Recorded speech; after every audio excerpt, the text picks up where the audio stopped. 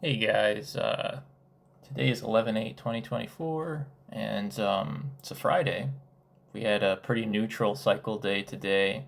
Um, no crazy overextensions or anything like that, but the plays that we did had, I think, were pretty clean overall. At least for me personally, I was able to come out ahead today, and yeah, I'll cover as usual all the different tickers that I thought are worth looking at, whether they're ones that I traded or things that I should have traded or didn't end up trading but are worth mentioning. So, yeah. Um, First thing I'm probably going to look at today will be probably go over devs first. This guy I did not trade since most of the action occurred in pre-market. Basically, all the action occurred in pre-market. Although things like this certainly do make me wish I was trading pre-market, and I might end up trading pre-market at some point in the future because of stuff like this. I don't know if this was a change of company name or if this was just a recent IPO. Whatever the case was, obviously paired in pre-market, and this is a pretty clean pair. Usually I like these like two legs, second leg way bigger than the first one, and like obviously like knifing spray off top. You could have even gotten some like nicer fills if you had hit near the top of the green candle and stuff. So really clean pair, crossed a lot of range too. And yeah, I mean, this thing faded right back to where it started. You can't wish for much more than that. And even if you hit it like in the open, I mean, you still got a decent fade out of that too. I wasn't looking to enter like this far afterwards, but I'm sure some people have strategies for like these like deep backside plays when you have new liquidity coming in near the open and stuff. So yeah, just thought this would be worth mentioning because it was quite an abnormally clean and overextended move. So yeah, that was certainly an interesting one. Go back over here. There was LICY, I guess. Can't remember. I'll take a look at the float here on the second in this one. I did have this one open the day out. This one might have been a higher float though. 17. Okay, that's not that too high. Some convertible notes at higher prices. Not registered. Had an ATM though. And this thing fled at the open. It was gone right away. So I did have this guy open. Didn't end up trading it. Was an earnings move. That was particularly abnormal. The stock was somewhat dilutive. It wasn't crazy, but I mean we have a steady downtrend on the daily. So yeah. And then onto the onto the more interesting stuff that we had today. Guess we had GV.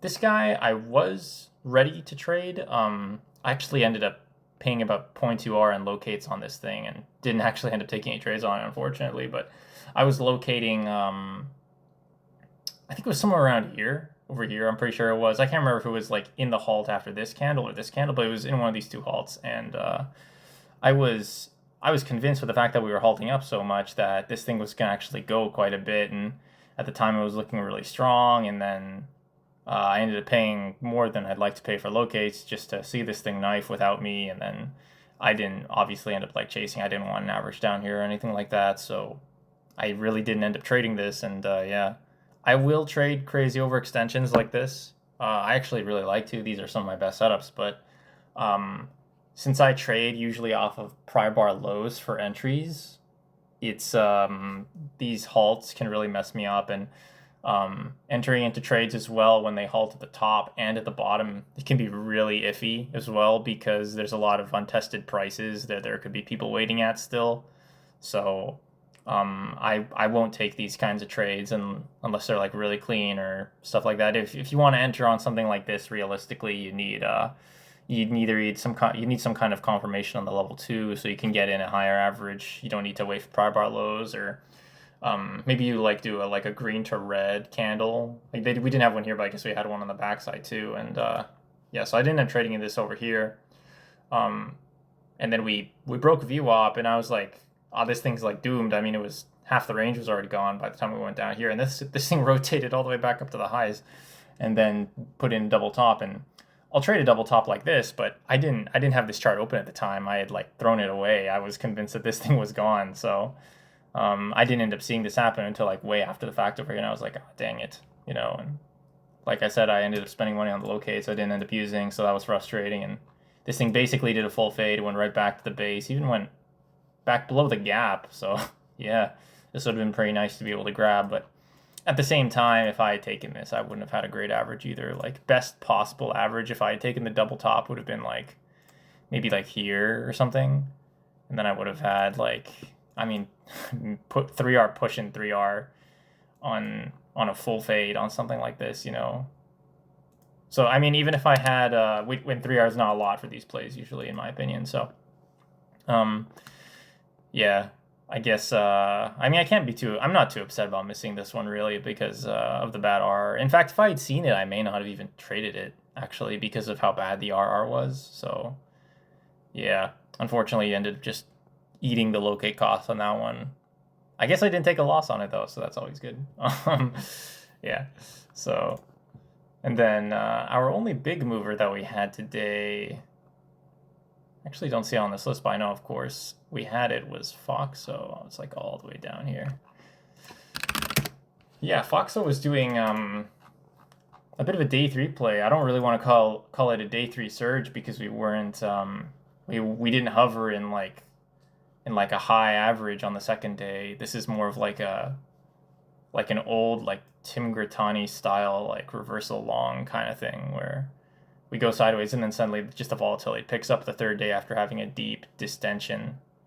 So yeah, I haven't seen this in a while. I'm sure we've had some instances lately. I mean, maybe since the one that comes to mind for me is LICY back in late May, where we had like a big move, and then I think we had like 1 or 2 days of nothing, and then we had another big move.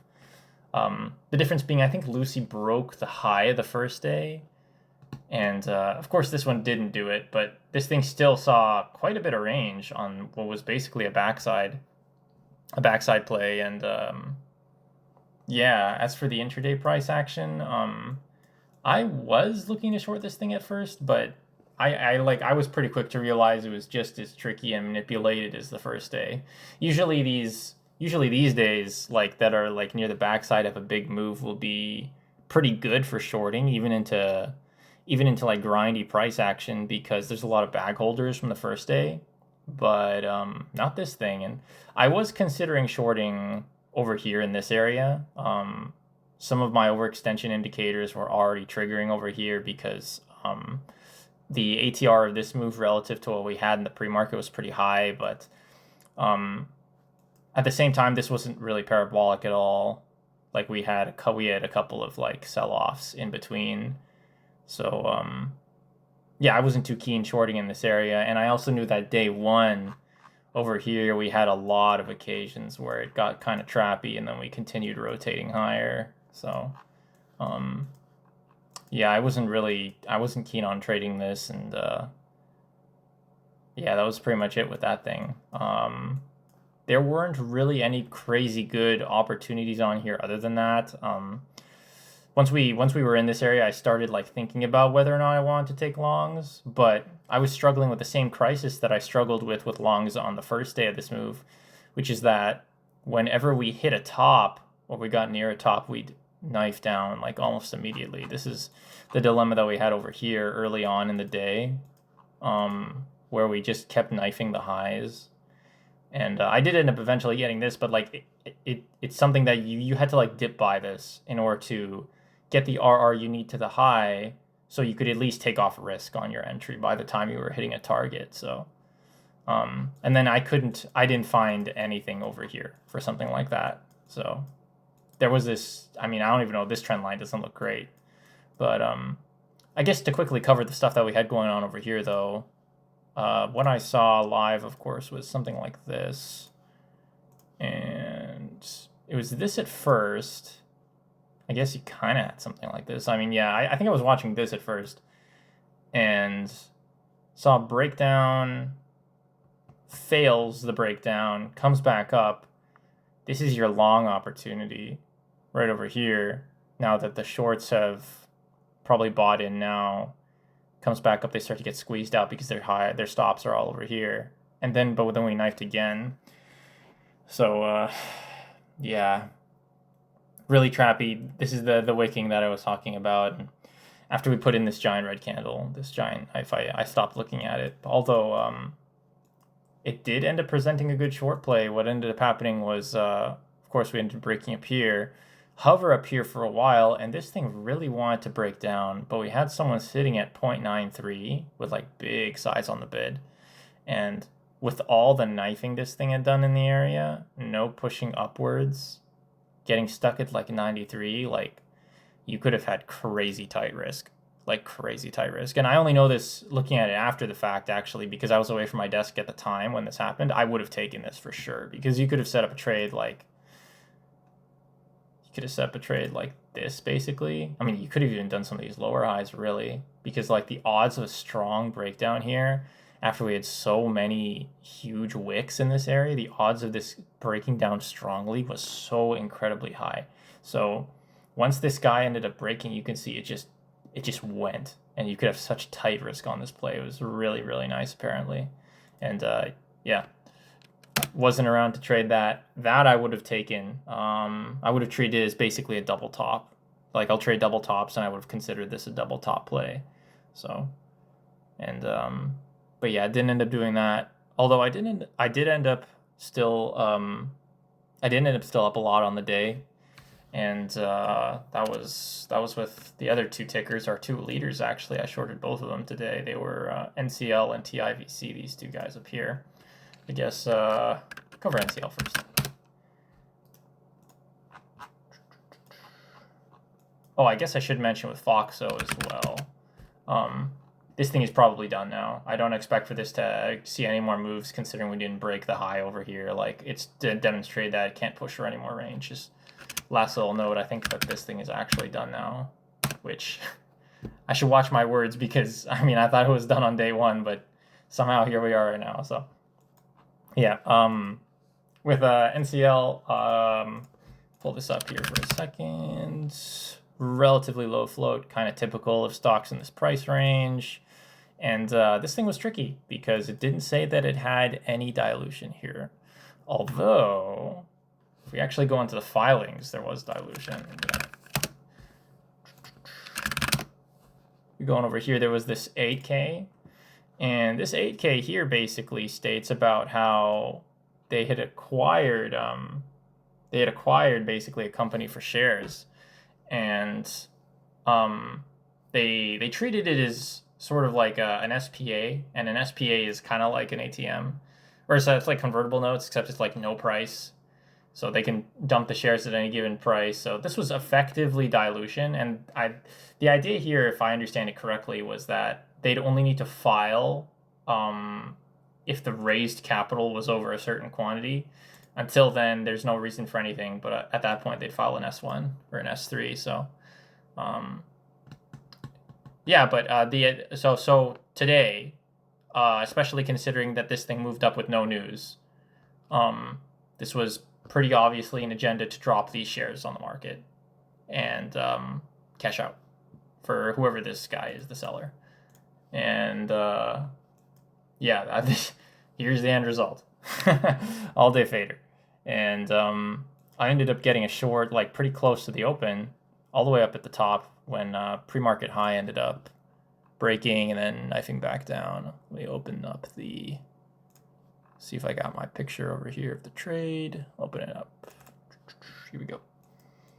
Yeah, so those are my entries.